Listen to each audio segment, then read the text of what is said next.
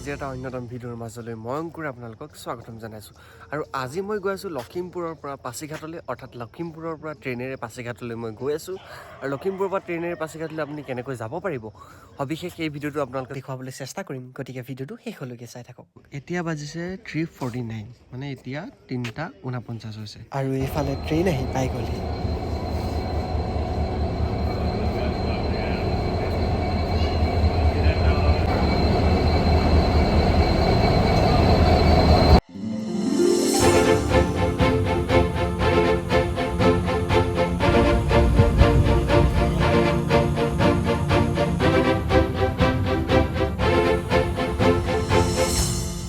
মই বৰ্তমান ট্ৰেইনত উঠি গ'লোঁ আৰু এই ট্ৰেইনখনৰ নাম হৈছে লাচিত এক্সপ্ৰেছ।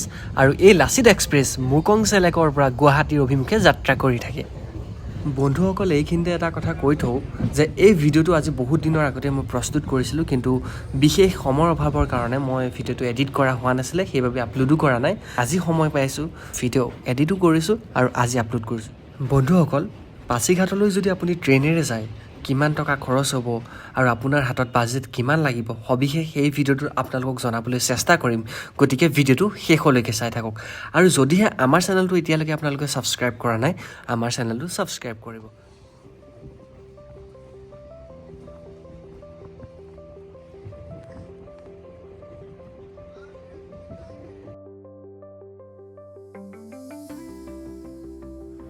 তো বন্ধুসকল, মই লখিমপুৰ ষ্টেচনত উঠিছিলোঁ আৰু মই লখিমপুৰৰ পৰা যাব লাগিব এতিয়া মুকং চেলেক ষ্টেচন, মানে একেবাৰে শেষৰ ষ্টেচনটো। কাৰণ মুকং চেলেক ষ্টেচনৰ পিছত আমি গাড়ী ল'ব লাগিব। মুকং চেলেকেই শেষ ষ্টেচন, আমি ডাইৰেক্ট পাছিঘাটলৈ যাব নোৱাৰোঁ, কিয়নো এতিয়া পাছিঘাটৰ ৰেল কানেকশ্যন এটা বনাই আছে আৰু 2-3 বছৰ হয়তো লাগিবও পাৰে, নালাগিবও পাৰে। এতিয়া মুকং চেলেকৰ পৰা আমি আকৌ গাড়ী ল'ব লাগিব আৰু গাড়ীত আমি পাছিঘাটলৈ যাব পাৰিম। আৰু তাৰ আগতে তাতে পাৰ্মিট বনাব লাগিব, যিহেতু যিসকলৰ অৰুণাচলৰ পাছ আছে তেওঁলোকে নবনালেও হ'ব। আৰু মোৰ যিহেতু পাছ নাই, গতিকে মই এখন টেম্পৰেৰী পাছ বনাব লাগিব, তেতিয়াহে মই তাত প্ৰৱেশ কৰিব পাৰিম।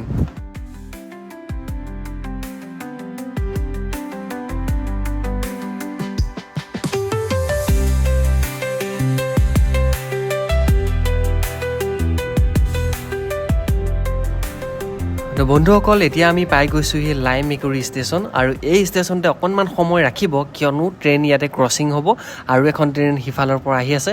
অকণমান সময় আমি ধৈৰ্য ধৰিব লাগিব, তাৰপিছত আকৌ আমাৰ পুনৰ যাত্ৰা হ'ব মুকং চেলেক ৰেল ষ্টেচনৰ অভিমুখে।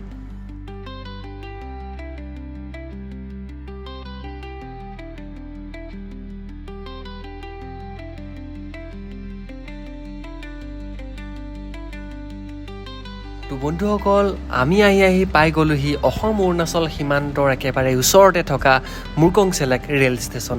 আৰু এই ষ্টেচনতে আমি ইয়াৰ পৰা নামিব লাগিব আৰু এতিয়া আমি যাব লাগিব ৰুকছিন গেটলৈ।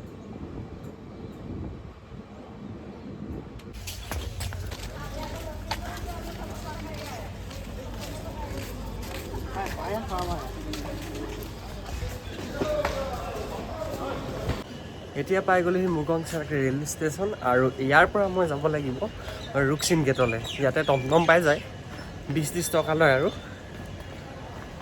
ভিডিঅ'টো চাই থাকক।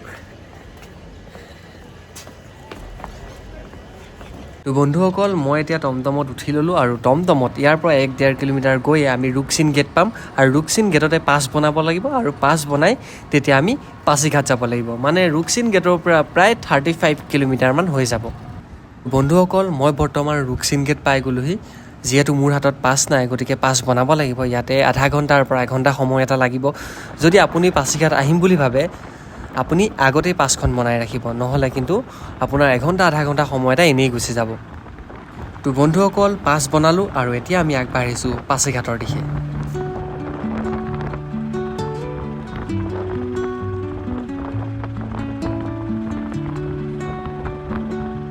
মই যিহেতু মুকং চেলেক ষ্টেচনত নামিছোঁ, আপোনালোকে দেখিছে, কিন্তু আৰু অলপ দিনৰ পাছতে আমি ডাইৰেক্ট পাছিঘাট ৰেল ষ্টেচনত নামিব পাৰিম।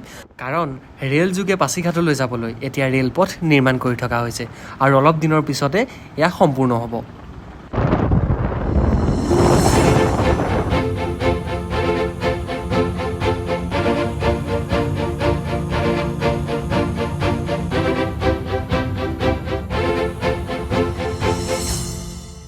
বন্ধুসকল আপোনালোকে যদি গাড়ী লৈ পাছিঘাট আহিম বুলি ভাবে তেন্তে আহিব পাৰে, কোনো অসুবিধা নাপায়, কাৰণ ইমান ধুনীয়া ৰাস্তা আপোনালোকে নিশ্চয় দৃশ্যাংশবোৰ দেখিছে। গতিকে আপোনালোকে যিসকলে গাড়ী লৈ আহিম বুলি ভাবে কোনো চিন্তা নোহোৱাকৈ বিন্দাছ গাড়ী লৈ আহিব পাৰে। আৰু মই যিহেতু ট্ৰেইনত গৈ আছোঁ আৰু ইয়াৰ পৰা অলপ দূৰ পিছতে আমি পাছিঘাট পাই যাম, আৰু অকণমান আগত ইয়াতে পাছ চেক কৰা হ'ব, আৰু পাছ চেক কৰাৰ পিছতে আমি পাছিঘাটত সোমাব পাৰিম, মানে পাছিঘাট পাই যাম আৰু। তো বন্ধুসকল এতিয়া আমি আহিছোঁ মূল কথালৈ। যদিহে আপুনি পাছিঘাটলৈ ট্ৰেইনত আহে কিমান টকা খৰচ হ'ব? কথাটো এনেকুৱা ধৰণৰ, আপুনি যেনেকৈ নহ'লেও পাছিঘাটলৈ যদি আপুনি আহিব বিচাৰে তেতিয়াহ'লে আপোনালোকে আহিব লাগিব মুৰ্কংচেলেক ৰেল ষ্টেচনলৈ। এতিয়া আপোনাৰ কাষৰ ষ্টেচনটোৰ পৰা মুৰ্কংচেলেক ৰেল ষ্টেচনলৈ কিমান টকা ট্ৰেইনত ল'ব, কিমান টকা টিকেট হ'ব সেইটো আপুনি অনলাইনত চাব পাৰিব। আৰু মুৰ্কংচেলেক ৰেল ষ্টেচনৰ পৰা আপুনি আহিব লাগিব ৰুকচিন গেটলৈ, আৰু ৰুকচিন গেটলৈ আপোনাৰ 20-30 টকাতে টমটম পাই যাব। আৰু ৰুকচিন গেটত যদিহে আপোনাৰ পাছ নাই, ৰুকচিন গেটতে আপুনি পাছ বনাব পাৰিব, আৰু পাছ বনাওঁতে আপোনাৰ খৰচ হ'ব 200 পৰা 300 টকা। আৰু তাৰপিছত আপুনি ৰুকচিন গেটৰ পৰা যাব লাগিব পাছিঘাট, মানে 30-40 মিনিটৰ এটা ৰাস্তা। ৰুকচিন গেটৰ পৰা পাছিঘাটলৈ আপোনাৰ চুমু, উইংগাৰ এনেকুৱা ধৰণৰ গাড়ী পাই যাব, কোনো চিন্তা কৰিবলগীয়া নাই। আৰু তাত আপোনাৰ খৰচ হ'ব 100 পৰা 150 টকা। আৰু যদিহে আপুনি পাছিঘাটত থাকিম বুলি ভাবে তেন্তে ইয়াতে হোটেল পাই যাব, 1000-1500 পৰা হোটেল আপুনি পাই যাব, কোনো চিন্তা কৰিব নালাগে। তো বন্ধুসকল এতিয়া আমি আহি পাই গ'লোহি পাছিঘাট টাউন।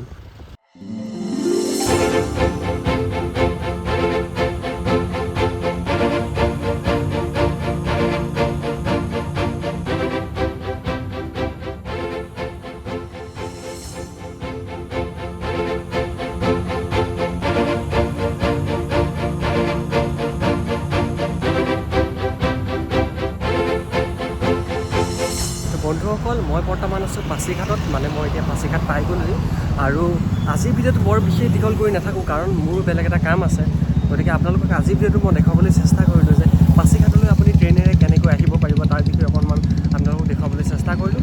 আৰু ইয়াতে মই কিবা এটা খাই লওঁ, যিহেতু ৰাতিপুৱাৰ পৰা খোৱা তেনেকৈ হোৱাই নাই। আৰু যিসকলে এতিয়ালৈকে আমাৰ চেনেলটো ছাবস্ক্ৰাইব কৰা নাই তেওঁলোকে আমাৰ চেনেলটো ছাবস্ক্ৰাইব কৰি ল'ব। অন্য এটা ভিডিঅ'ত লগ পোৱাৰ প্ৰতিশ্ৰুতিৰে আজিৰ ভিডিঅ'টো আমি ইয়াতে সামৰিছোঁ। ধন্যবাদ, জয় অসম।